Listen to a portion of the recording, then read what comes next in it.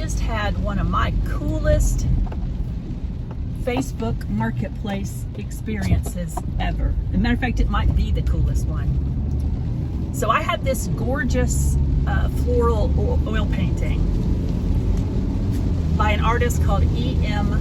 Moore. And when I looked her up, it was a lady who passed away some time ago, like a good long while ago.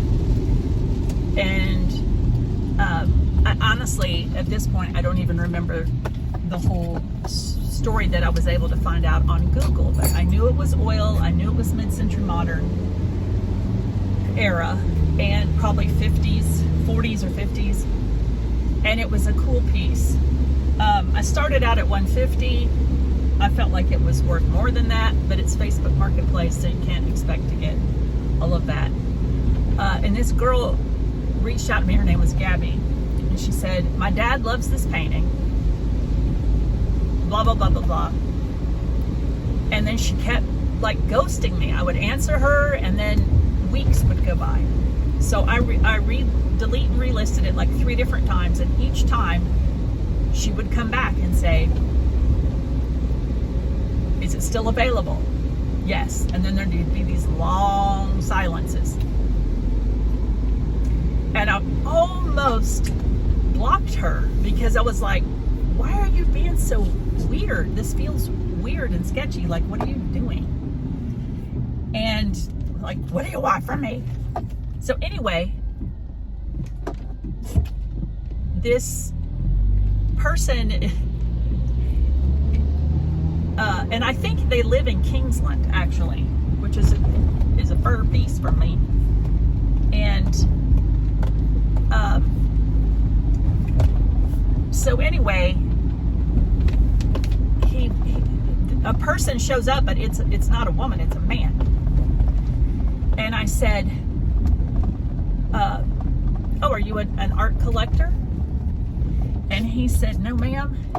He said, "This lady was my aunt, and she's coming home." And then his eyes all filled up with tears. And he said, "She was a woman who lived a very, very hard life." He said, "She never stopped smiling. She never gave up. She was always uplifting everyone else." And she said she was all of our favorite aunt and treated us all like we were her kids and spoiled us the best she could. And she took care of my grandmother up until she died.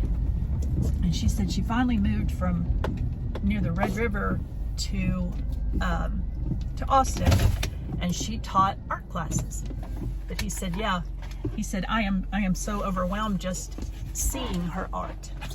He said, it is just filling my heart." And he said, "I can't believe you found it. I can't believe we found it on Marketplace." And he said, "Thank you for holding on to it all this time." And I thought, well, I wasn't holding on to it on purpose, but it turns out that their desire for this painting and for all of the things to align. So I guess he lives pretty far out, and the daughter lives near Buchanan Dam or something. I don't know. It's all of the things had to come together for him to be holding that piece of art in his hands in front of the Starbucks. So I don't know. Then I got all clumped, of course, because I'm a tender heart. But he was an older man, clearly older than me, not by much, maybe 10 years or so. But